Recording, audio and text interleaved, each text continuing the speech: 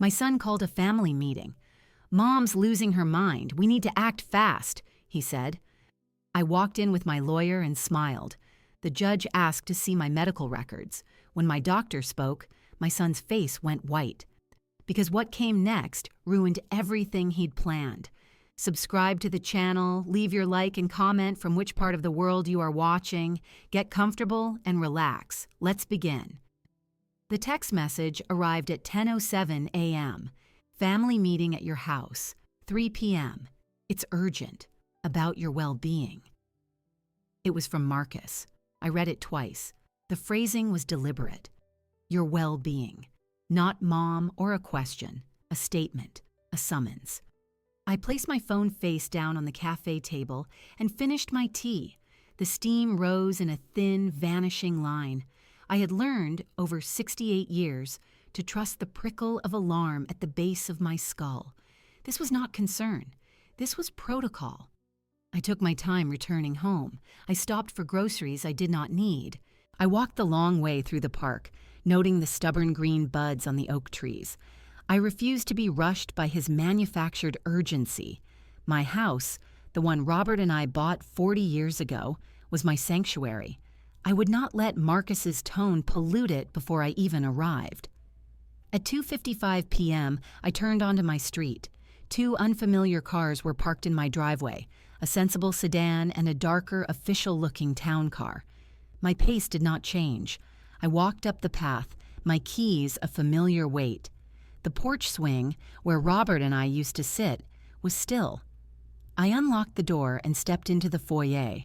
The house was too quiet, the kind of quiet that follows a sudden cessation of speech. I placed my bag on the hall table and smoothed my hands over my silver-gray hair, gathered in its usual neat twist. I walked into the living room. They were arranged like a tribunal. Marcus sat in the wingback chair by the fireplace, my late husband's chair. He leaned forward, elbows on his knees, a portrait of grave concern.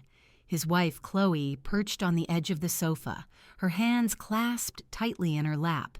She would not meet my eyes. And in the center of my sofa, where I usually sat to read, were two strangers. A woman in a severe navy suit, her hair in a tight bun, her expression neutral and assessing. Beside her, a younger man with a tablet and a leather portfolio. "Mother," Marcus said, rising. His voice was too soft, too careful. "Thank you for coming." "This is my home, Marcus," I said. My voice sounded calm, distant to my own ears. "I live here." He flinched, just a little. "Of course. Please sit down." I remained standing. I looked at the woman on my sofa. "I don't believe we've met." The woman stood. She was my height, perhaps a few years younger. "Eleanor Vance, I am Judge Clarissa Morrison." She did not offer her hand. "This is Mr. Evans, a clerk of the court. We are here at the request of your son, Marcus Vance, regarding a petition he has filed." The words hung in the air. Petition court. The room seemed to shrink, the walls pressing in. I looked at Marcus. His face was a mask of pained duty. "What petition?" I asked. Judge Morrison gestured to the empty space on the sofa. "Please, Mrs. Vance, it's best if we all sit." I sat in the straight-backed chair opposite them. It was not my chair, it was a guest chair. I felt the shift in position, from mistress of the house to subject of inquiry. Marcus began. "Mom, we're worried about you. We have been for some time. The forgetfulness, the confusion. Last week you left the stove on. The week before, you couldn't remember Dr. Martin's name when I called. Each sentence was a calculated strike. The stove incident was a tea kettle I had left to boil for tea. I had stepped into the garden and the whistle had startled me. I remembered it clearly. Doctor. Martin's name had not slipped my mind. Marcus had interrupted me mid-sentence. But presented this way in this formal setting, they sounded like evidence. "I see," I said. "It's for your own protection," Marcus continued, his voice gaining a rehearsed fluency. "The house, your finances, it's all becoming too much. I think you need help, management, care." Judge Morrison spoke next. Her tone was dry, procedural. Mr. Vance has petitioned the court for a temporary guardianship, pending a full evaluation of your mental competency. He is seeking to be appointed as your legal guardian, which would grant him authority over your financial and medical decisions. The air left the room. I heard the clock tick in the hallway. I saw the slight, satisfied tilt of Chloe's head as she examined her nails. I saw the clerk's fingers poised over his tablet, ready to record my reaction. Betrayal is not a hot flood. It is a cold seep, filling the hollow places inside you until you are heavy with it. This was my son, my only child. He had brought a judge into my living room to declare me incompetent, a feeble woman who could not be trusted with her own life. "This is a preliminary discussion," Judge Morrison said. "To inform you of the proceedings, the court takes these matters seriously. The well-being of the individual is our paramount concern." I looked at Marcus again. I searched his face for the boy I raised, for any flicker of guilt or uncertainty. I saw only the impatient set of his jaw, the avarice thinly veiled as worry. He wanted the house. He wanted the investments Robert had left. He wanted me quiet and docile and out of his way. The cold inside me crystallized into something hard and sharp. The initial shock solidified into recognition. I had expected maneuvering, perhaps pressure to sign documents. But this legal ambush, staged in my own home, was a declaration of war. "I understand," I said, my voice still eerily calm. "This is about my competency." "It's about keeping you safe, Mom," Marcus interjected, but the judge held up a hand. "Yes, Mrs. Vance. That is the essence of the petition." I nodded slowly. I folded my hands in my lap to keep them still. The panic was there, a trapped bird beating its wings against my ribs, but I would not let it out. I had seen the trap the moment I walked in. Now I counted its components: the judge, the clerk, my son's performative distress. "And what happens now?" I asked. "We discuss the concerns," Judge Morrison said. "I hear from Mr. Vance, and I would hear from you. Then, if I deem the petition has merit, I would order a full psychological and physical evaluation by court-appointed specialists." Court-appointed. Marcus would have found pliable ones, I was sure. This was a well-laid plan, but it was built on a single fatal assumption: that I was unprepared. A strange clarity descended upon me.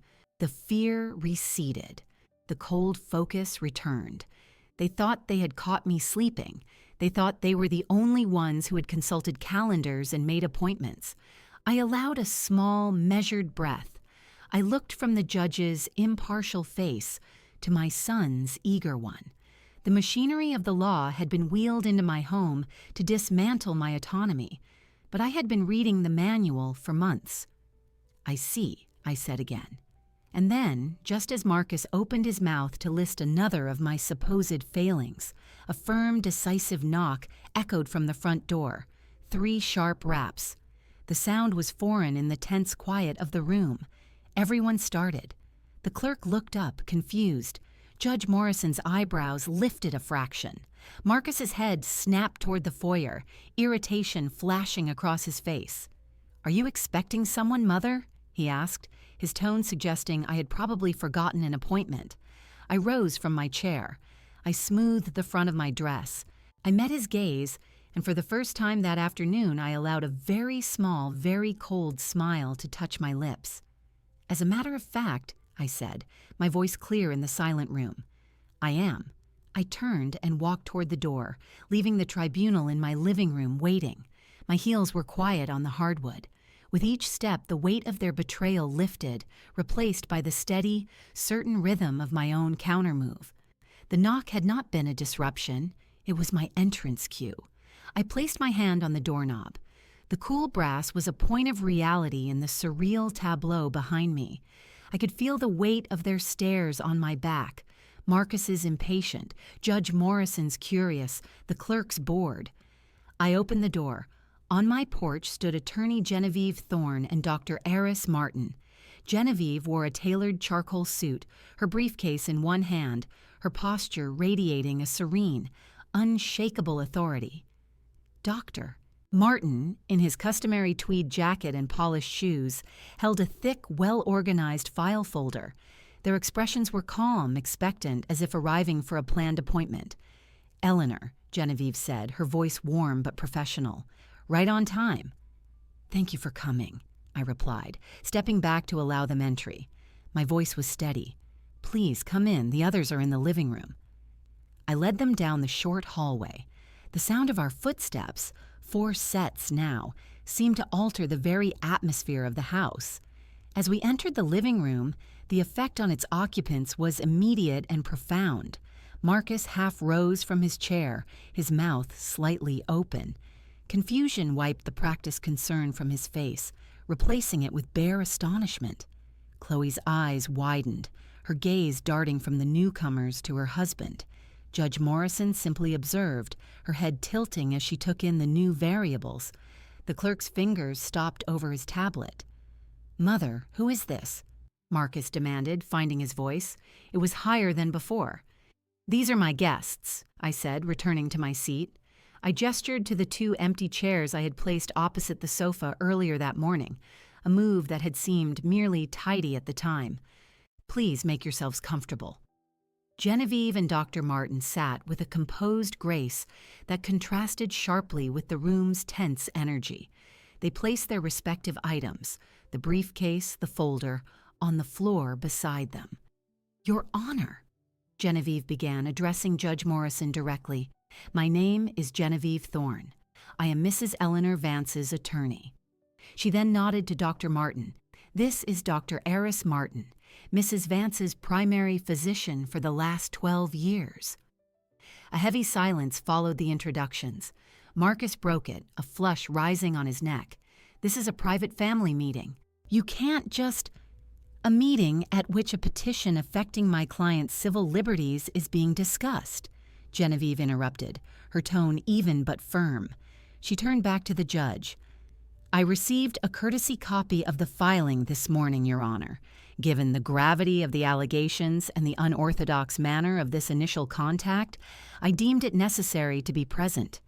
Dr. Martin, upon learning of the medical assertions within the petition, felt his professional obligation required his attendance as well. Judge Morrison studied Genevieve for a long moment, then Dr. Martin. Her initial surprise had melted into a keen interest. "I see. Your presence is noted, Ms. Thorne. Dr. Martin." She shifted her gaze to me. "Mrs. Vance, you were aware of this petition before today?" "I was aware of my son's growing concerns," I said carefully. "The formal petition was a surprise, but given those concerns, I had already taken steps to clarify my situation. I believe in being thorough." Marcus leaned forward, his hands gripping the arms of the chair. "This is ridiculous. Mother, these people— You called a lawyer? Behind my back?" "You called a judge, Marcus," I said, the words flat, "in front of my back." He recoiled as if slapped. Chloe made a small, sharp sound. Judge Morrison held up a hand. "The procedural context is now altered. Ms. Thorne, as counsel for Mrs. Vance, you have a right to be here. Dr. Martin, your connection to the medical questions is clear." She looked at Marcus. "Mr. Vance, you may continue to outline your concerns, but be advised that all parties present will have the opportunity to respond." Marcus's confidence was leaking away. He had scripted a scene with a compliant mother and a neutral judge. He had not written parts for a sharp attorney or a respected doctor. He stumbled through a recitation of his earlier points. The stove, the forgotten name, a vague reference to misplaced mail. His delivery was rote now, stripped of its performative emotion. Each point landed weakly in the new silence of the room. When he finished, Judge Morrison turned to me. "Mrs. Vance?" I looked at Genevieve. She gave a slight, almost imperceptible nod. "Your Honor," I said, "I dispute the characterization of those events. But rather than offer a competing narrative, I believe evidence is more persuasive than argument." I turned to Dr. Martin. "Doctor, would you be so kind?" Dr. Martin leaned forward and retrieved his file folder. The sound of the cardboard flap opening was crisp in the quiet room. "Judge Morrison, my name is Dr. Aris Martin. I am a board-certified geriatrician. Eleanor Vance has been under my care for 12 years, following the passing of her husband, Robert, whose own care I managed." He spoke with a calm, measured authority that commanded attention. "Approximately 4 months ago, Mrs. Vance came to me.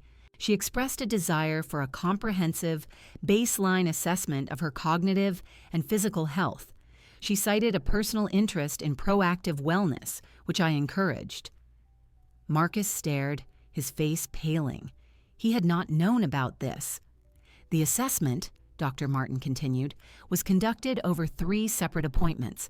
It included a full neurological workup, cognitive function testing, a psychiatric evaluation for mood and judgment, and a standard physical. All tests were administered by myself and 2 independent specialists whose credentials are included in this portfolio." He held up the thick folder. "The results are unanimous and unequivocal. Eleanor Vance is of sound mind. Her cognitive functions are not only age-appropriate, but exceptional in areas of memory and executive planning. There is no medical basis, none whatsoever, to suggest she is incapable of managing her person or her affairs." He placed the folder on the coffee table between us, a physical barrier to Marcus's claims. "The incident with the stove, as described to me, was a momentary distraction, not a pattern of neglect. As for names—" He allowed a small, dry smile. "I receive a call from Mrs. Vance every 6 months to schedule her appointment. She has never forgotten my name." The room was utterly still. The clerk had begun typing furiously. Judge Morrison's eyes were fixed on the medical portfolio. It was a tangible object, dense with data and professional opinion, and it completely undermined the flimsy premise of the meeting. Marcus found his voice, but it was weak. "A single doctor's opinion. We would want independent evaluations." "These are independent evaluations, Mr. Vance," Dr. Martin said, not unkindly but with finality. "Mine, a neurologist's, and a psychiatrist's. All agreed, all documented." I watched my son's face. The confusion had morphed into something else, a dawning, horrible understanding. His trap had not snapped shut on me. He had walked into one of his own making, and the mechanism was just beginning to turn. He looked from Dr. Martin's assured face to Genevieve's poised one, and finally to me. In that moment, I saw him truly see me, not as an obstacle or a fading parent, but as an opponent who had been preparing her defenses while he was sharpening his attack. The color drained from his face, leaving a stark white around his eyes. The expression on my son's face in that moment, that stark white realization, was not entirely new to me. I had seen a precursor to it months before, though I had mistrusted my own eyes at the time. As the weight of Dr. Martin's file settled on the coffee table, my mind did not linger on Marcus's shock. Instead, it traveled back to a different afternoon, to the first cold trickle of doubt. It was 6 months ago, early autumn. Marcus had come for dinner, a weekly ritual he had begun to keep with sudden, diligent regularity. I had made his favorite, pot roast. We were in the dining room, the same room where I had taught him his manners. He was discussing a colleague's elderly father. "It's just a mess, Mom," he said, shaking his head with a show of weary concern. The poor guy didn't have anything in place. No power of attorney, no living will. The family had to go to court just to pay his bills. It was humiliating for him and a nightmare for his kids. I took a sip of water. "That is unfortunate. Planning is important." "Exactly," he said, leaning forward. His eyes were earnest. "It's about dignity, protecting your dignity. Look, I hate to even bring it up, but with Dad gone, have you thought about that stuff? Who would handle things if, you couldn't?" The question hung between us. It was not the first time he had nudged the subject of my finances, my will, my affairs. but it was the most direct. "Your father and I had everything in order," I said, my tone even. "Will's trusts. It's all managed." "But that was years ago," he pressed. His voice was gentle, coaxing. "Situations change, laws change, and forgive me, but you're not getting any younger.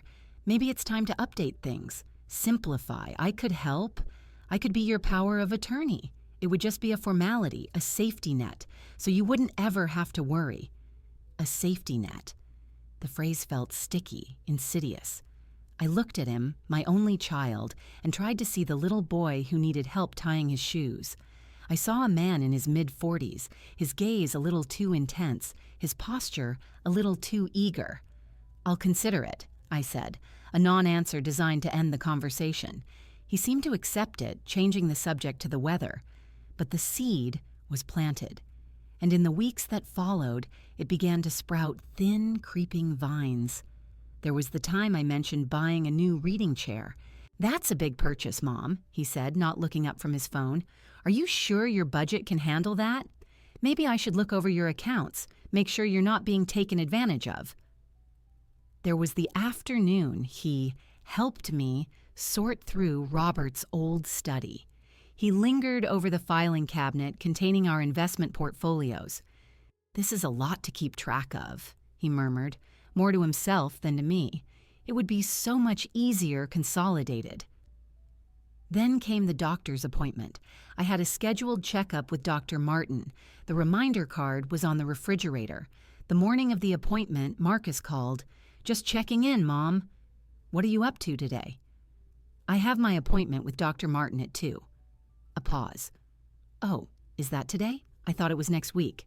"No, it's today." "Well, listen, don't worry if you forget. These things happen. I can always reschedule it for you if it slips your mind." "I have a reminder, Marcus. I won't forget." He laughed, a soft, patronizing sound. Okay. Just trying to help. I'll call you afterward to see how it went." I went to the appointment. Dr. Martin noted I was in excellent health, as always. When I returned home, there was a message on my machine from his office, left the day before, confirming the time. Marcus had been at my house the day before. He had not mentioned the call. That evening, he phoned as promised. "So, how did it go? What did the doctor say?" "He said I'm perfectly healthy." "That's good. Did he talk about anything else? Memory, maybe? Balance?"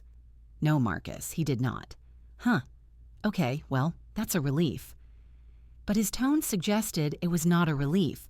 It suggested a missed opportunity. I sat in my quiet living room after hanging up, the pieces clicking into place with a sound that was both soft and deafening. The repeated suggestions of incapacity, the probing questions about money, the attempt to manipulate my schedule, to control information. The narrative he was constructing was not about my well-being, it was a preamble.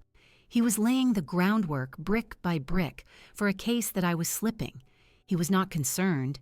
He was gathering evidence. The grief that washed over me then had nothing to do with aging. It was for the loss of something I had believed was unshakable, the trust between a mother and her son. I had raised him, loved him, supported him. And now he saw me as a ledger to be balanced, an asset to be managed, a problem to be solved. I did not cry. I sat in Robert's old armchair, the one that still held the faint scent of his pipe tobacco, and I let the cold truth settle. This was not a phase. This was a campaign, and a campaign required a strategy. I looked at the phone. I looked at the filing cabinet in the study. I thought of the law, a system of rules and evidence. Marcus was using its language, safety nets, power of attorney, concern. He believed I would not understand its grammar. He was wrong. Robert had always said, "The best defense is a good offense, Ellie, but a better defense is impeccable documentation." He had said it about gardening disputes with neighbors, but the principle was sound. I stood up. I walked to the desk and took out my personal calendar, the one with the floral pattern. I turned to a fresh page. I wrote in my clear librarian script, "Call Genevieve Thorne, re-legal consultation." Then, on the line below, schedule comprehensive physical, Dr. Martin. The woman who made those notations was not a confused elder. She was a woman who had just identified a threat to her sovereignty. The sadness was there, a deep, cold pool inside me, but on its surface a new purpose had formed, calm and hard as ice. I would not wait for his next move. I would prepare my own. The family meeting happening around me now, with the judge and the pale-faced son, was not his opening gambit. It was the middle game, and I had been preparing for it since that quiet autumn evening when I first saw the stranger in my son's eyes. The appointment with Genevieve Thorne was scheduled for 10 days after my decision in Robert's chair. I used that time not to worry, but to prepare. I gathered documents. Tax returns from the last 3 years, statements from investment accounts, the deed to the house, the wills, both mine and Robert's, and the associated trust documents. I arranged them in a neat black portfolio folder I had kept from my library days. Preparation was a discipline. It calmed the mind and focused the intention. Genevieve Thorne's office was in a modern brick building downtown. Her late father had been Robert's attorney and friend. I had met her once at her father's retirement party, a composed woman with an intelligent gaze. I had noted her name in my personal address book, a habit of recording useful contacts. I had never imagined I would need it for this. Her receptionist led me into an office that spoke of quiet success.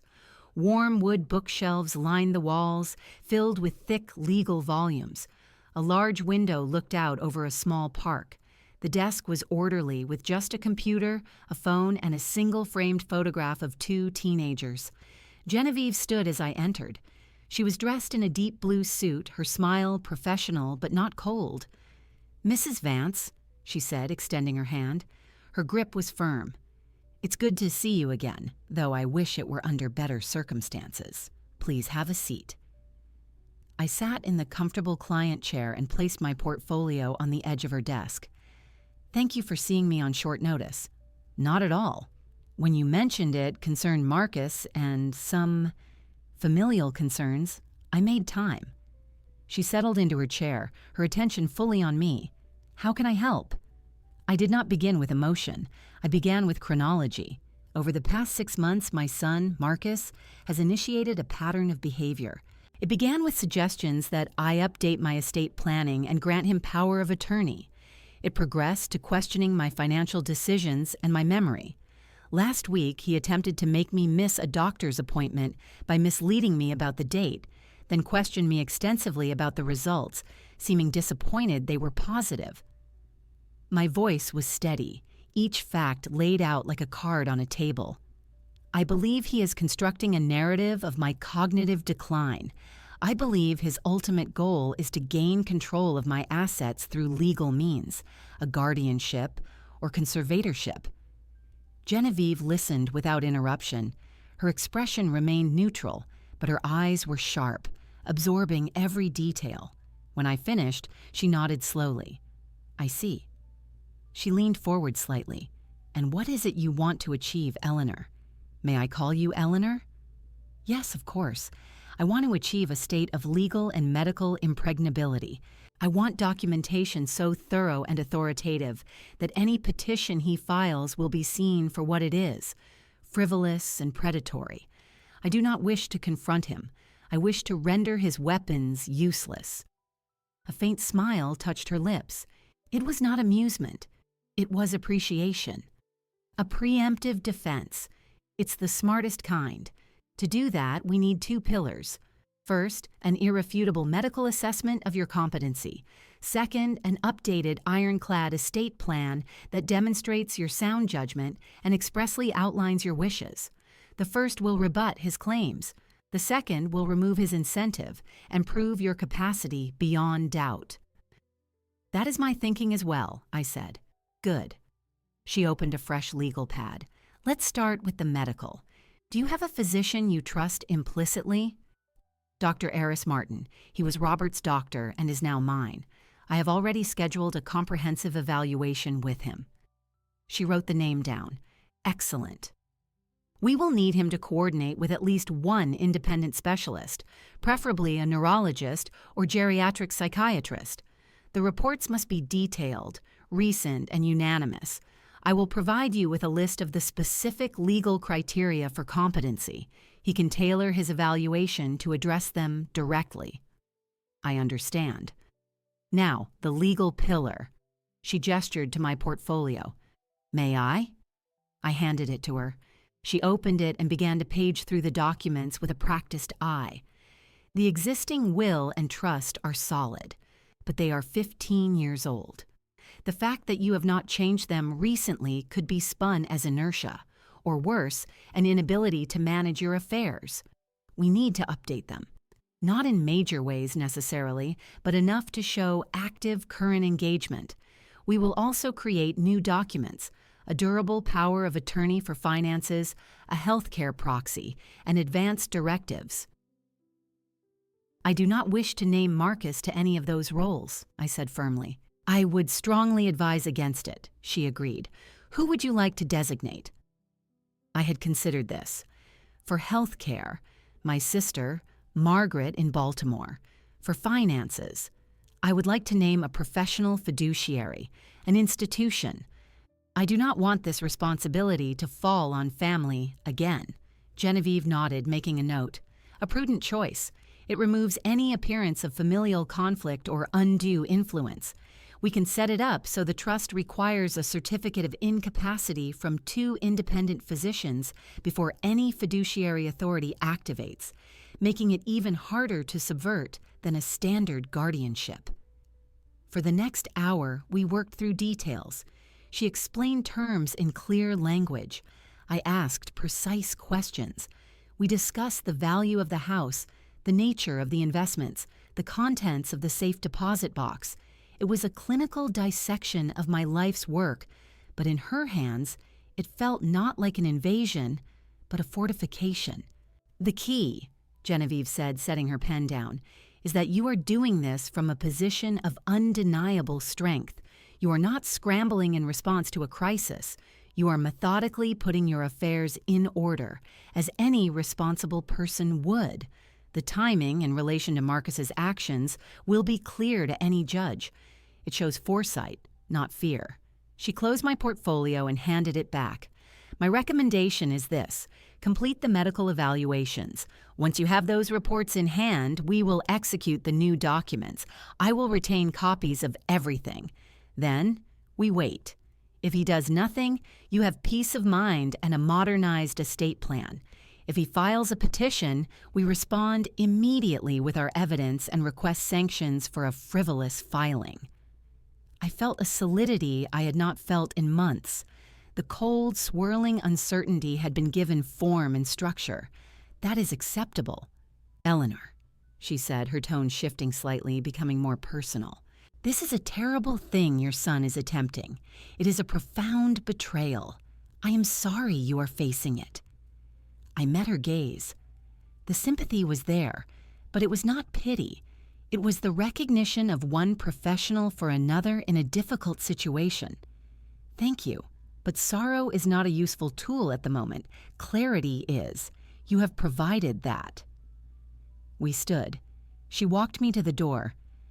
Schedule the medical work. Call me when it's complete. We'll move to the next step. I stepped out into the hallway, the portfolio under my arm feeling heavier, yet I felt lighter. The first move had been made. The strategy was set.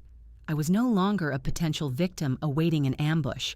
I was an architect laying a foundation so strong it would withstand any assault.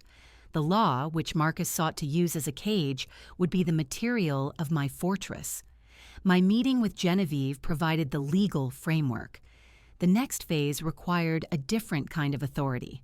I called Doctor Martin's office from my kitchen phone the following morning. His receptionist, Linda, recognized my voice immediately. Eleanor, how are you? Do you need to schedule your 6-month? In a way, Linda. I need to speak with the doctor. It's rather urgent. Can you have him call me when he has a moment? Dr. Martin called that afternoon. Eleanor, Linda said it was urgent. Is everything all right? Physically, I am fine, Eris. but I require a formal, comprehensive competency evaluation, the full battery, and I need you to coordinate with an independent neurologist and a psychiatrist of your choosing." There was a pause on the line. I could picture his kind, intelligent face processing this. "Eleanor," he said, his voice careful, "has something happened?" "My son is preparing to petition for guardianship," I stated, without embellishment. "I require documented third-party medical evidence of my mental capacity. I need it to be recent, detailed, and unequivocal. Can you do this for me?" Another pause, longer this time. When he spoke again, his tone had changed. It was still professional, but there was a new edge to it, a mix of concern and clear indignation. "I see. Yes, of course I can. I am appalled, but not entirely surprised. I've noted his increased interest in your appointments lately. We'll get this done. When can you come in?"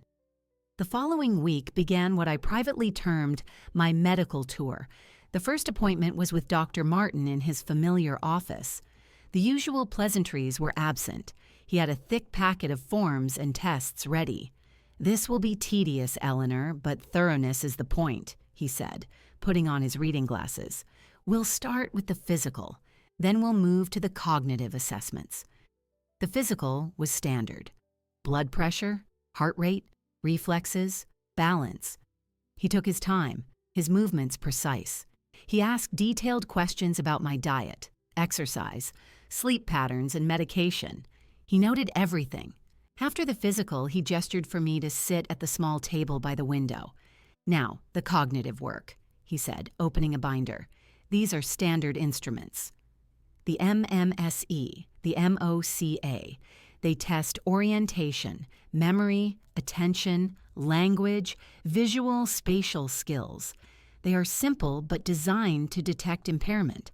He began. "What is today's date? The day of the week? The season?" I answered. "Name 3 objects. Apple, table, penny. Remember them." He had me count backwards from 100 by sevens. I drew a clock face showing 10 minutes past 11. I repeated a phrase. No ifs, ands, or buts. I followed a 3-step command. "Take this paper in your right hand, fold it in half, and place it on the floor." The tasks were elementary, almost insulting in their simplicity, but I performed each one with focused attention. This was not a test of my intelligence, it was a test of my baseline function. I was proving I was not demented, not confused, not lost. After an hour, he set his pen down. "That's the formal portion. Now, I'd like to ask you some practical questions. If your kitchen sink started leaking, what would you do?" "I would turn off the water under the sink. I would call Robert's plumber, Michael Grant. His number is in my blue address book in the kitchen drawer." "If you received a letter claiming you'd won a prize but needed to send a processing fee, what would you do?" "I would recognize it as a scam. I would shred the letter." "Describe your financial situation in general terms." "I live on a combination of my librarian's pension, Social Security, and quarterly dividends from a balanced investment portfolio managed by Crestwood Advisors. My home is paid for. I have no debt." He nodded, writing. "And why do you think your son is taking these steps?" This was not a standard medical question. I considered my answer. He is impatient. He sees my assets as his delayed inheritance. He believes my independence is an obstacle to his financial comfort. He has convinced himself this is necessary to mask his greed. Dr. Martin looked at me over his glasses. His expression was solemn.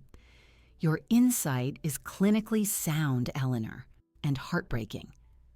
He closed his binder. "My formal report will state that you demonstrate superior cognitive function and practical judgment for your age. You have no medical conditions that would impair your ability to manage your person or your property." The next appointment was with the neurologist, Dr. Amina Cruz, a brisk, efficient woman in her 40s. Her exam was more technical. She checked my cranial nerves with a pen light and a tuning fork. She had me walk a straight line, heel to toe. She tested my sense of smell, my hearing, my coordination. She ordered an MRI of my brain, which I underwent later that week in a cool, humming lab. The results, she told me at a follow-up, showed normal age-related changes and no signs of stroke, tumor, or atrophy indicative of dementia. The final appointment was with the psychiatrist, Dr. Benjamin Ford. His office was quieter, more subdued. He was an older man with a gentle manner. His questions probed different terrain. "How has your mood been since your husband passed?" "I grieve him every day, but the grief is a part of my life now, not a disruption of it. I have routines. I see friends, I read, I garden." "Do you ever feel hopeless or like a burden to your family?" "No, I feel capable. My son's actions have made me feel betrayed, but not burdensome." "Do you have any fears about the future?" "My fear is having my autonomy taken from me unjustly. That is why I am here." He asked about my sleep, my appetite, any history of depression. He assessed my affect, my thought processes. Our conversation lasted 90 minutes. At the end, he leaned back. "Mrs. Vance, you present as a woman with full cognitive capacity and sound emotional judgment. There is no evidence of depression, anxiety, or psychosis that would cloud your decision-making." 2 weeks after the final appointment, I returned to Dr. Martin's office. He had the complete portfolio assembled. He handed me a large manila envelope. Inside were 3 separate reports, each on professional letterhead, each several pages long. At the front was a summary letter from Dr. Martin, synthesizing the findings. "It's all there, Eleanor," he said, his voice quiet but firm. 3 independent professionals, all in agreement. Your mind is sharp. Your body is healthy. Any petition claiming otherwise is, in my professional opinion, fraudulent. I took the envelope. Its weight was satisfying. It was not just paper, it was a shield. "Thank you, Eris, for your professionalism and for your belief. It was the easiest diagnosis I've made all year," he said, a faint smile finally breaking through his solemnity. "The hard part will be what comes next, but you won't be facing it without evidence." I left his office and drove directly to the post office. I made copies of the entire medical portfolio. 1 set went into my home safe. Another set I mailed, registered mail, to Genevieve Thorne's office. The original remained in the envelope on my passenger seat. I placed my hand on it for a moment. The work was done. The bastion was built. The next move was his. But now, for the first time, I found myself almost hoping he would make it. He had forced me to prove my own mind. I was ready to show him just how sound it was. The envelope with the medical reports had sat in my safe for 2 months. During that time, I finalized my new estate documents with Genevieve. I signed them in her office with 2 disinterested witnesses, a notary public, and a sense of profound finality. Then I waited. Life resumed its quiet rhythm, but it was a rhythm underscored by a constant low-level vigilance. I knew the summons would come. I had simply not known its exact form. Now, sitting in my living room, watching the color drain from my son's face as Dr. Martin placed that very envelope on the coffee table, I felt the waiting click to an end. The present rushed back in, sharp and immediate. Judge Morrison's gaze remained fixed on the thick folder. "Dr. Martin, you were saying?" Dr. Martin nodded, his hands resting calmly on his knees. "Yes, Your Honor. As I stated, Mrs. Vance proactively sought a comprehensive assessment of her cognitive and physical health approximately 4 months ago. This portfolio contains the results of that assessment, conducted by myself and 2 independent specialists, a neurologist, Dr. Amina Cruz, and a psychiatrist, Dr. Benjamin Ford. We coordinated our evaluations but prepared separate reports to ensure objectivity." He leaned forward and opened the folder, extracting several bound documents. He handed the top one, his own summary, to the judge. "My report details a full physical and a battery of cognitive tests. Mrs. Vance scored 30 out of 30 on the mini mental state examination. She scored 29 out of 30 on the Montreal Cognitive Assessment, losing 1 point on a minor recall task, a score well within the normal range for high-functioning individuals. Her physical health is excellent for her age, with no conditions that would impair judgment or daily living. The clerk, Mr. Evans, was typing rapidly. Marcus shifted in his chair, his jaw tight. Judge Morrison scanned the first page, her eyes moving quickly down the lines. And the other evaluations? Dr. Martin handed her the next two reports. Dr. Cruz's neurological exam, including an MRI scan, finds no evidence of dementia, stroke, or other pathology. Ford's psychiatric evaluation finds no evidence of depression, anxiety, or psychosis that would affect decision-making capacity. All three of us concluded, independently and unanimously, that Eleanor Vance possesses full testamentary and contractual capacity. She is more than capable of managing her person and her property. The words hung in the air, formal and heavy with authority. They were not my protestations or a lawyer's arguments. They were the clinical findings of three medical professionals. This was the language the court understood. Marcus could not stay silent.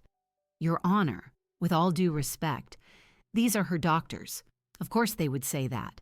We're asking for court-appointed neutral evaluators. Dr. Martin turned his head slowly toward Marcus. His voice remained calm, but it took on a steely quality. Mr. Vance, I am a geriatric specialist. My oath is to my patient, not to her family's expectations. Dr. Cruz and Dr. Ford are specialists with no prior relationship to Mrs. Vance beyond these evaluations. Our findings are based on objective data, not opinion. If you review the reports, you will see the test results, the scan images, the scored evaluations. This is not a matter of saying anything. It is a matter of record. He looked back at the judge. Furthermore, the timing is significant. Mrs. Vance initiated these evaluations months before any legal petition was filed. This demonstrates foresight and a clear understanding of her own legal situation. It is the action of a competent individual safeguarding her autonomy, not someone in decline. Judge Morrison was carefully reading a page from the neurologist's report. She looked up. Dr. Martin, in your professional opinion, do the behaviors Mr. Vance cited, forgetting an appointment, leaving a stove on, align with a diagnosis of incapacity? They do not, Your Honor, Dr. Martin replied without hesitation. Those are isolated events common to people of all ages. They do not constitute a pattern. In fact, Mrs. Vance's ability to recognize a potential threat to her independence and to execute a complex, multi-step plan to secure medical and legal documentation is compelling evidence of intact executive function. It demonstrates planning, judgment, and follow-through. The behaviors Mr. Vance describes, if they occurred as he says, are irrelevant in the face of this evidence. I watched Marcus. A muscle in his temple twitched. His wife, Chloe, had shrunk further into the sofa, her eyes on the floral pattern of the rug. The foundation of their case, built on whispered concerns and minor lapses, was crumbling under the weight of official paper. Judge Morrison closed the psychiatrist's report and set it neatly on top of the stack. She steepled her fingers. The court gives significant weight to unanimous medical opinion, particularly when it is this comprehensive and proactively obtained. She turned her attention to Marcus. Mr. Vance, these reports directly contradict the central premise of your petition. You alleged cognitive decline requiring guardianship.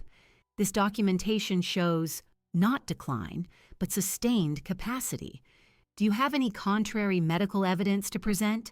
Any evaluations you arranged? Marcus opened his mouth, then closed it. He had none. He had been counting on the court to appoint evaluators who would, he hoped, be swayed by his narrative. He had not expected me to arrive with my own army of white coats. We thought the court would order, he stammered. The court orders evaluations when a petition demonstrates credible cause, Judge Morrison said, her voice cooling. This, she tapped the medical portfolio, severely undermines the credibility of the cause presented. It appears Mrs. Vance has already obtained the very evaluation you were seeking, and the results are not in your favor." The room was silent except for the soft hum of the refrigerator in the kitchen. The power dynamic, which had been so heavily tilted against me when I walked in, had not just leveled, it had reversed. Dr. Martin's testimony was not just a defense, it was an offensive maneuver that had breached their walls. The judge was no longer looking at me as a subject of inquiry.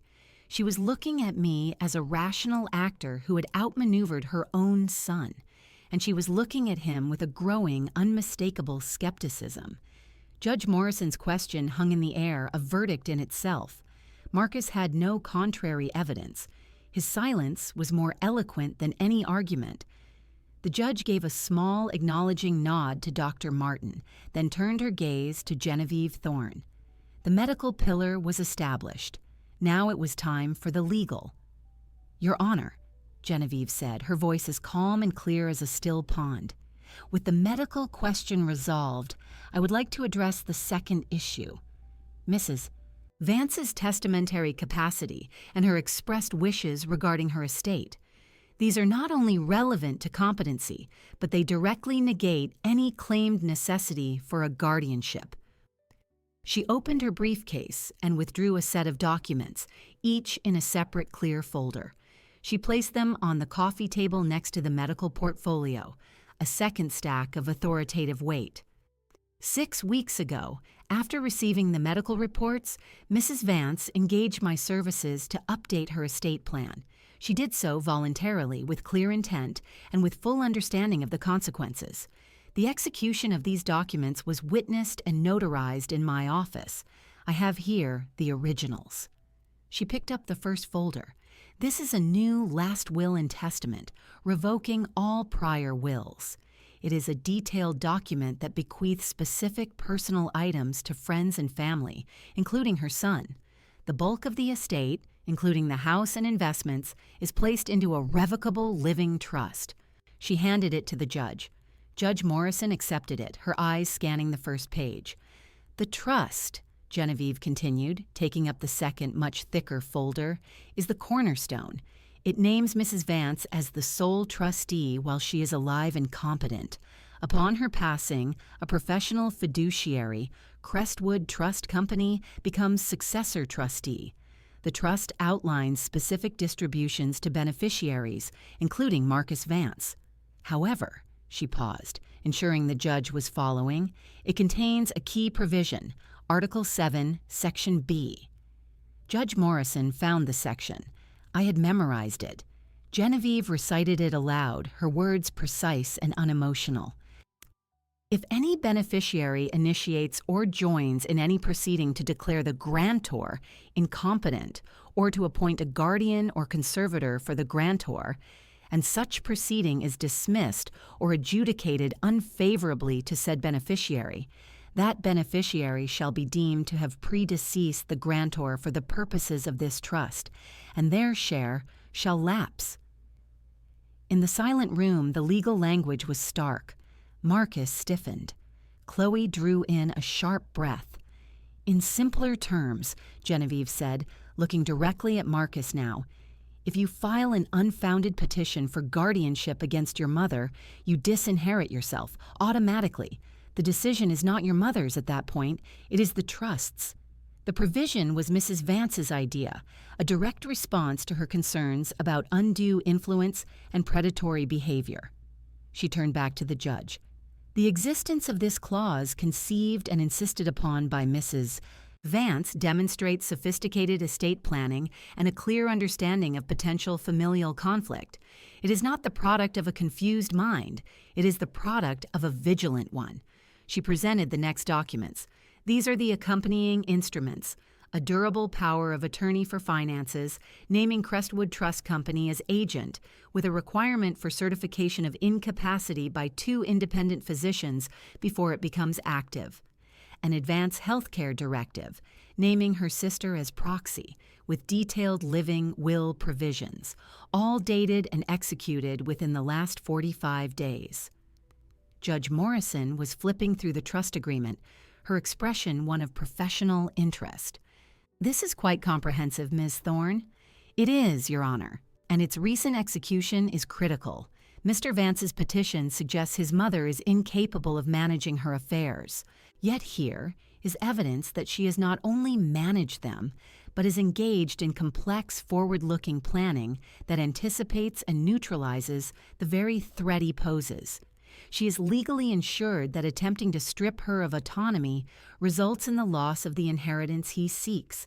This is the action of a person with full contractual capacity and sound judgment. Genevieve leaned back slightly.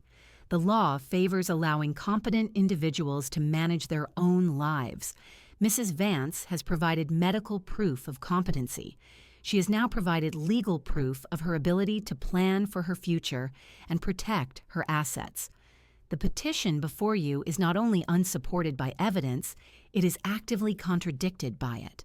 Furthermore, the method of service, arriving with a judge for an ambush family meeting, raises serious ethical questions about good faith. Marcus could not contain himself any longer. This is retaliatory. She's cutting me out because I showed concern. Genevieve turned a cool gaze upon him. Mr. Vance, the trust provides for you generously, assuming you do not attempt to legally incapacitate your mother. The clause is a deterrent, not a punishment. It is a standard protective measure in situations where there is concern about exploitative litigation. Your mother did not cut you out. She built a fence to protect her garden. You are only at risk if you try to tear the fence down. The logic was inexorable. Genevieve had taken my actions, the doctor visits, the legal meetings, and framed them not as a response to attack, but as the prudent, intelligent management of a capable adult. She had transformed my defense into an offensive demonstration of my own competence. The petition now looked like what it was, a clumsy, greedy assault on a woman who was not only prepared, but intellectually and legally superior to the challenge. Judge Morrison closed the trust document. She looked from the stack of medical reports to the stack of legal documents. She looked at me, sitting quietly, my hands folded. Then she looked at Marcus, whose face was a storm of frustration and dawning fear. "The court has a clear picture now, Mr. Vance," she said, her voice devoid of warmth. "Your mother appears to have her affairs in remarkable order. More order, it seems, than your own understanding of her situation." She steepled her fingers again, a gesture that now seemed less contemplative and more judicial. "I have some questions for you about the genesis of this petition." Judge Morrison's statement was not a request. It was an interrogation. She shifted her posture, leaning slightly forward, her eyes fixed on my son. The impartial mask was gone, replaced by the keen focus of a jurist who sensed a flaw in the case before her. "Mr. Vance," she began, her voice cool, "your petition cites a pattern of behavior indicating cognitive decline. Yet the medical evidence presented today is not only contrary, it is proactively obtained. When did you first become concerned enough to consider legal action?" Marcus cleared his throat. He glanced at Chloe, but she was studying her hands. "It's been a gradual process, Your Honor. Over the last year or so, the small things added up." "What was the specific incident that prompted you to file the petition? There is usually a triggering event." He hesitated. "The stove. She left it on. I felt it was a danger to herself." "And when did that occur?" "About 3 months ago." Judge Morrison glanced at Dr. Martin's summary letter. Dr. Martin notes Mrs. Vance's cognitive testing was completed 4 months ago, with the full portfolio finalized 3 months ago. So your triggering event coincided with her obtaining a clean bill of health from 3 specialists. Did you know about these medical evaluations at the time? Marcus's neck flushed. She mentioned a checkup. She didn't say it was all this. You were unaware she had undergone neurological and psychiatric assessments? She doesn't tell me everything. Yet you felt confident enough in your assessment of her decline to file for guardianship. without having any medical evaluation of your own? The judge's tone was dry, each question a precise cut. I was trying to get her help, Marcus insisted, a defensive edge entering his voice. The court process would have provided the evaluation. But she had already obtained one, Mr. Vance, a thorough one. Your petition makes no mention of her seeking these independent evaluations.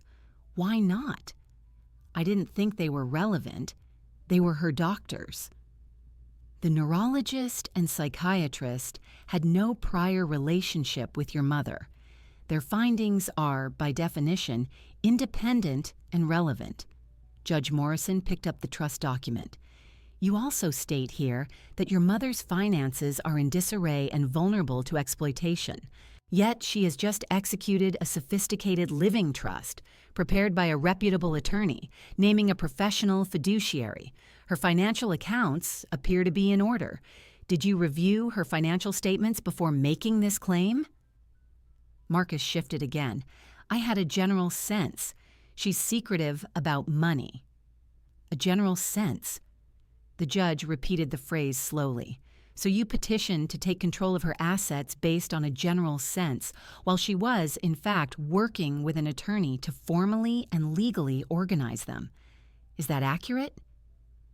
He had no answer. His story, built on vague concerns and half-truths, was unraveling under the scrutiny of facts and dates. I watched him. The arrogant son who had marched a judge into my home was shrinking in his chair, reduced to a sullen boy caught in a lie. Judge Morrison pressed on. The method of service is also unusual. You requested an informal hearing at her home, presenting it as a family meeting. This is not standard procedure. Why did you choose this approach? I didn't want to upset her with formal papers. I thought it would be less stressful this way. Less stressful than what? Than following the standard legal process of serving notice and allowing her time to consult counsel? The judge's eyebrow arched slightly.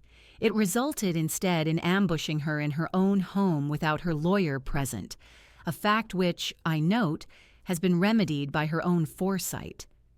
She gestured toward Genevieve. Marcus looked down at the rug. A sheen of sweat had appeared on his forehead. Your Honor, Genevieve interjected calmly, if I may. This pattern, bypassing standard service, failing to acknowledge existing medical evidence, making claims about financial disarray while Mrs. Vance was actively engaging in complex estate planning, suggests the petition was not filed in good faith. It suggests an attempt to secure a guardianship order before Mrs. Vance could demonstrate her capacity, which she has now done conclusively. Judge Morrison nodded slowly. She looked at Marcus, then at Chloe, who seemed to be trying to make herself invisible. Finally, she looked at me. Her expression was no longer that of an investigator, but of someone who had reached a conclusion. Mr. Vance, she said, her voice now carrying a formal weight, guardianship is a severe remedy.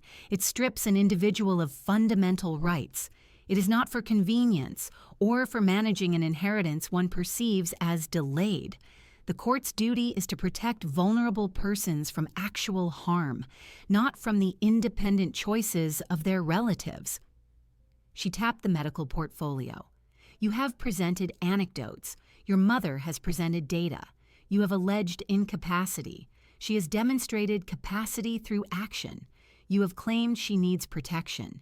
She has shown, rather compellingly, that she is more than capable of protecting herself. Marcus's face was ashen. He looked at me, and for a fleeting second I saw not the scheming antagonist, but the child who had failed spectacularly and was awaiting punishment. A sharp, unwelcome pang of something maternal twisted inside me, a remnant of an old instinct to comfort. I suppressed it. This pain was of his own making. The petition, Judge Morrison continued, appears to be based on a fundamental misapprehension of your mother's capabilities, at best. At worst, it appears to be a strategic attempt to gain control of assets under the guise of concern. The evidence before me provides no basis to proceed. In fact, it provides every basis to dismiss. The word dismiss hung in the air. It was the sound of a gate slamming shut, of a plot failing. Marcus's shoulders slumped. Chloe finally looked up, her eyes wide with a shame she could no longer hide. The clerk stopped typing. The performance was over. The verdict was clear, even if it had not yet been formally uttered. The unraveling was complete. All that remained was the final snap of the thread. Judge Morrison's gaze moved from my son's defeated face to the papers before her. She organized the medical reports and legal documents into a single, neat stack, aligning the edges with a quiet tap against the coffee table. The sound was final. "Based on the evidence presented today," she said, her voice formal and clear, "the court finds no credible basis for the petition filed by Marcus Vance. The medical documentation of sound mind is comprehensive and persuasive. The recent estate planning demonstrates not only capacity, but considerable foresight and judgment. The petition for temporary guardianship is denied. The matter is dismissed." The word dismissed was not loud, but it filled the room with its absolute quality. It was over. Marcus stared blankly ahead. Chloe put a hand to her mouth. Judge Morrison continued, looking directly at my son. "Mr. Vance, I feel it necessary to state for the record that this proceeding has been instructive. The court is presented with many genuine cases of elder vulnerability. This was not one of them. What I have witnessed today is a competent individual who took appropriate, sophisticated steps to protect her autonomy after perceiving a threat. Your actions, in contrast, appear to have been precipitous and poorly founded. I caution you that the legal system is not a tool to expedite inheritance or resolve family disagreements. Frivolous or malicious petitions can have serious consequences, including financial sanctions. I trust that is understood." Marcus gave a stiff, barely perceptible nod. He could not look at her or at me. "Mrs. Vance," the judge said, turning to me. Her expression softened, not into pity, but into a professional respect. "You are to be commended for your thoroughness. You have saved this court considerable time and resources, and more importantly, you have secured your own rights with clarity and intelligence. You are free to manage your life and your property as you see fit. This informal hearing is concluded." She stood. Mr. Evans, the clerk, immediately began packing his tablet and portfolio into his leather bag, the motions efficient and impersonal. Marcus slowly rose from his chair. He looked at me then, a complex tumble of emotions in his eyes: shame, anger, confusion, and a lingering trace of that old impatient greed. He opened his mouth as if to speak, but no words came. What could he say? "I'm sorry" would be insufficient.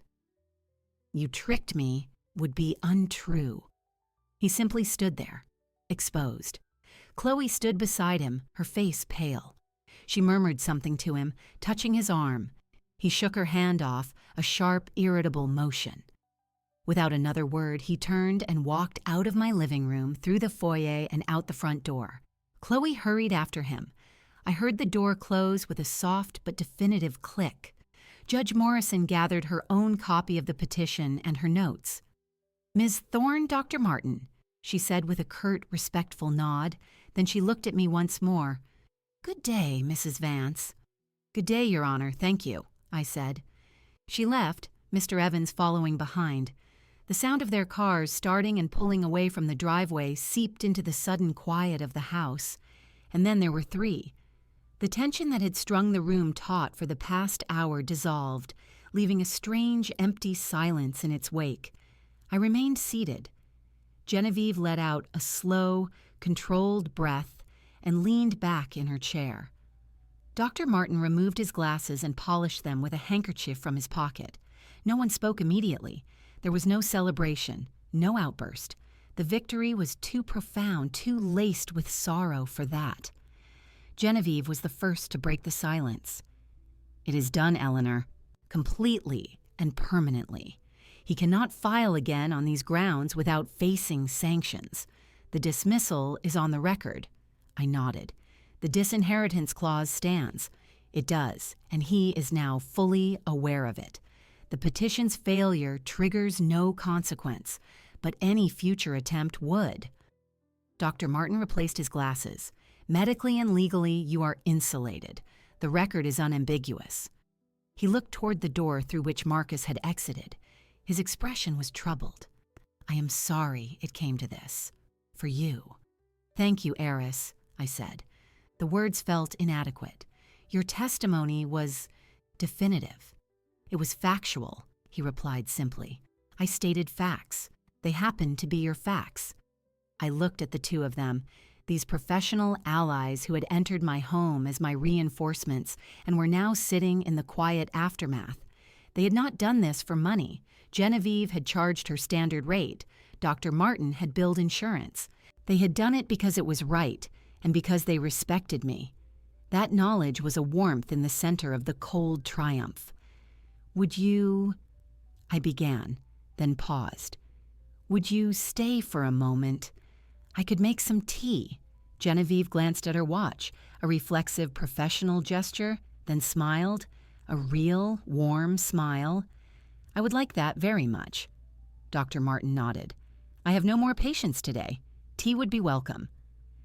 I stood. My legs were steady. I walked into my kitchen, the familiar space, a comfort. I filled the kettle with water and set it on the stove. I took down 3 cups, the good china, with the delicate rose pattern. I measured loose-leaf Earl Grey into the pot. The simple ritual actions grounded me. The click of the stove burner, the steam beginning to rise from the kettle's spout, the clink of porcelain. Through the kitchen doorway, I could see them in the living room. Genevieve was placing the legal documents back into her briefcase. Doctor. Martin was sliding the medical portfolio into his file folder. They were putting the tools of the battle away. The battlefield itself, my living room, was returning to what it was, a peaceful room in a quiet house. The kettle whistled. I poured the hot water over the tea leaves, the aroma blooming instantly. I carried the tray into the living room and set it on the coffee table, now cleared of all evidence. I poured 3 cups. We sat, the 3 of us, in a comfortable silence for a moment, sipping the hot, fragrant tea. No one felt the need to summarize or analyze. The result was evident. The house was mine. My mind was my own. My future was secured. It was not a joyful moment. It was a peaceful one. It was the peace that comes after a great noise has ceased, when the air itself feels still and clean. The vengeance was not in his humiliation, though that had occurred. It was in this quiet, in this reclaiming of my sanctuary, in this first sip of tea shared with true allies in the space my son had tried to turn into a courtroom. The victory was not his defeat. It was my continued sovereignty, and it tasted at that moment perfectly of bergamot and calm. We finished our tea in a comfortable silence. The late afternoon sun slanted through the bay window, casting long, warm rectangles of light across the rug. It was the same sun that had illuminated the tense faces of my ambushers an hour before, but now it felt different. It felt like my son again. Genevieve set her cup down on its saucer with a soft click. I should be getting back to the office. I have a deposition at 5. She stood, smoothing the front of her suit. Eleanor, you have my number. Call me if you hear from him, or if anything unusual happens. But I suspect you won't. Dr. Martin rose as well. I should be going, too. I have hospital rounds. He picked up his file folder, now containing the medical portfolio that had served its purpose so well. Eleanor, I'll see you for your regular checkup in 6 months. I expect you'll be in perfect health, as always. I walked them to the door. We did not exchange hugs. Ours was not that kind of alliance. But Genevieve placed a firm, brief hand on my arm. Dr. Martin gave a solemn, approving nod. These were the gestures of professionals and, I realized, of friends. They had seen me at my most vulnerable when I was preparing for war, and they had stood with me without question. That created a bond no social nicety could match. Thank you, both of you, I said. my voice quiet but clear. For your expertise and for your belief. It was an honor, Genevieve said. Then she smiled, a flash of genuine warmth. And frankly, it was satisfying. Take care of yourself. They left, their cars pulling away more quietly than the others had. I closed the door and turned the deadbolt. The sound was solid, final. I was alone. I returned to the living room.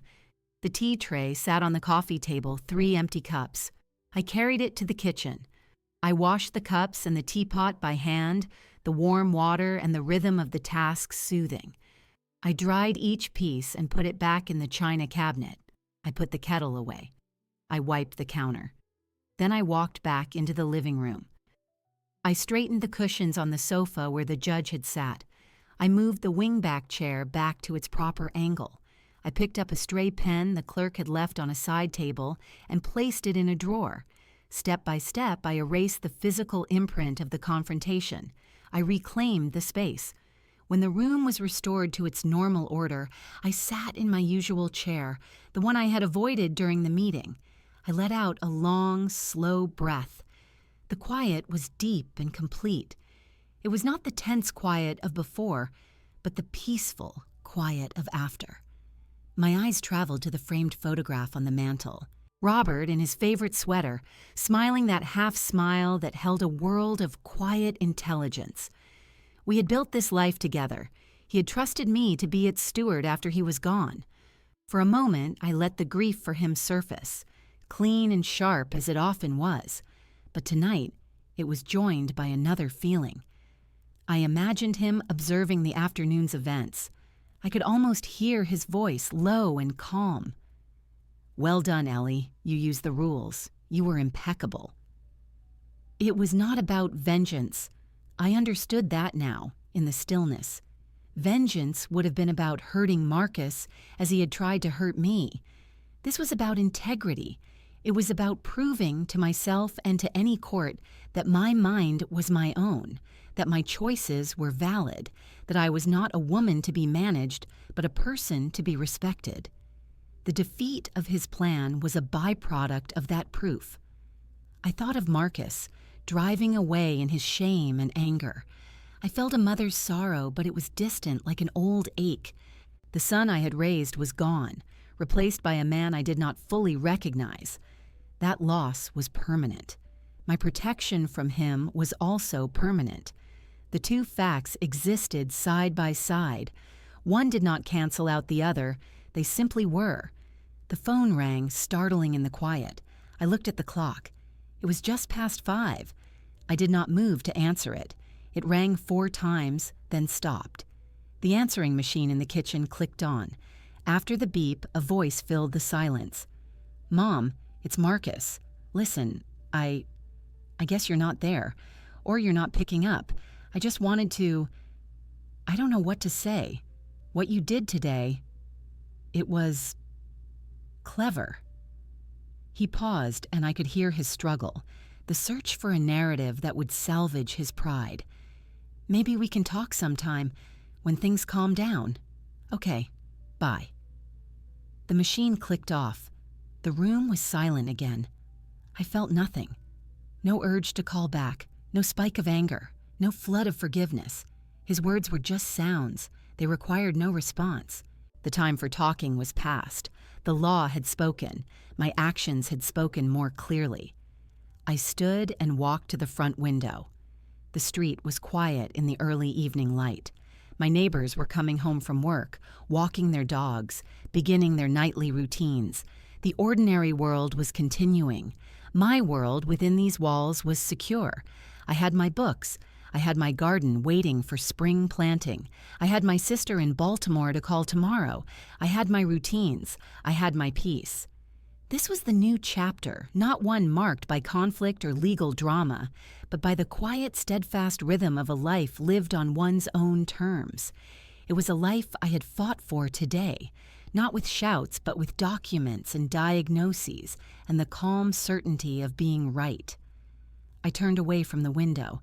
I had no more need to look for threats. The fortress was built. The gates were closed. Inside, it was warm. and quiet, and mine. I went to the kitchen to decide what to make for my dinner, the simple daily act feeling like a celebration of the ordinary, hard-won and profoundly sweet.